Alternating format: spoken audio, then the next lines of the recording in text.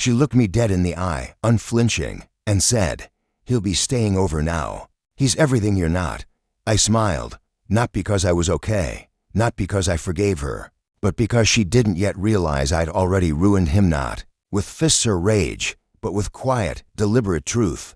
By the time she lit that cinnamon candle for him, the same scent she once used the night we moved in together, I'd made sure he'd never use it again. She still believed she was in control. She wasn't. She lit the candle slowly, thoughtfully, like she was staging a scene, not a betrayal. "He's coming," she said with all the warmth of a weather forecast. "Cold, flat, almost bored. I'm tired of hiding. Just so you know, I have a great, enduring lover, and he'll be spending the night here now." Sometimes there was no hesitation in her voice, no apology, not even discomfort. She stood there daring me to react. I just smiled. "That's a shame," I said softly, almost gently. "I think he'll be useless to you now, considering he already lost his main tool." She blinked, paused, not in fear but in confusion. That pause was all I needed. I turned away, walked to the sink, and quietly washed the last dish from what would be our last dinner together. My hands didn't tremble, but inside, I was burning. I remembered the nights I counted coins just to surprise her with flowers, the days I skipped meals so she could buy the dresses she loved for the aesthetic. She was old money. I was old effort. She used to say she liked the contrast until she didn't.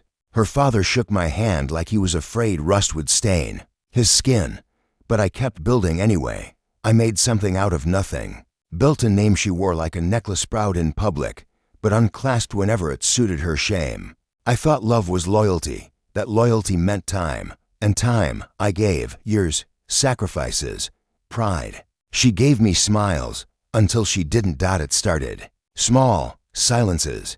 She used to wait at the door when I came home. Then she began waiting for me to leave. The kiss became a nod, her laugh a tired exhale. Then came him, a friend, she said, someone who gets her. His mug started appearing in our sink. His cologne clung to the hallway air. His music still played when I walked in. And then one day, his toothbrush appeared electric blue, resting beside mine, like a quiet declaration. She didn't hide it. She wanted me to see it, wanted me to break, to yell, to leave, but she wanted it to be my fault. I didn't give her that. I said nothing, observed, memorized. The night she finally told me, officially, as if we were negotiating a schedule rather than dismembering a marriage, I didn't flinch. I didn't raise my voice. I didn't throw anything. She wanted chaos. She got calm. Instead, I made him a gift, a farewell present, of sorts, not wrapped in ribbons, wrapped in evidence. I studied him the way I once studied her, quietly, precisely, with full attention. He wasn't just her lover. He was someone else's husband, a father of 3, a licensed clinic doctor with skeletons stuffed so carelessly in his closet. They were practically dancing in the hallway. It didn't take much, just time and timing. The night he was supposed to stay over, I made myself scarce. Let them get comfortable. I wanted her to feel like she'd won. Let her fall asleep in what she thought was victory. At 2:03 a.m., I made the call. No name, just a voice, her name, his wife.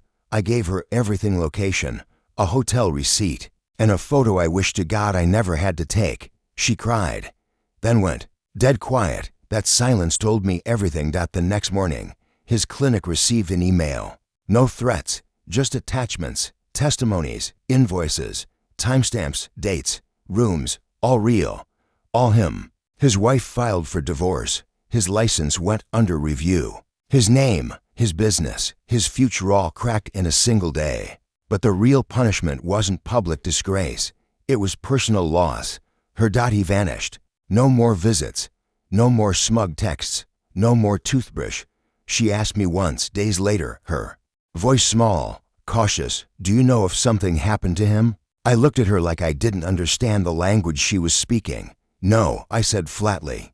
"But maybe he just got tired of hiding." Her eyes searched mine, hungry for something: truth, guilt, a reaction. I gave her none. Just silence. Let her feel it.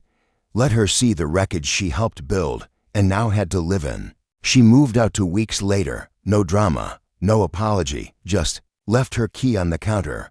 and the cinnamon candle, half burned. It kept flickering long after she'd gone. Sometimes, when the air is still and the silence in the house feels too clean, I light that candle, just to remember what it felt like to be lied to. With a smile, to be dismissed like effort meant nothing, to be betrayed not in a moment but slowly, deliberately over years. But I don't hate her. I just see her now, clear, a woman who thought pain was power, who believed silence meant weakness, who mistook endurance for permission. She'll tell her side one day, that I couldn't handle her truth, that I snapped, that I was insecure. She'll skip over the years I loved her through her indifference, through her cold shoulders and half-hearted laughter. But I won't correct her. I don't need to. I never needed to scream. I just needed the right silence.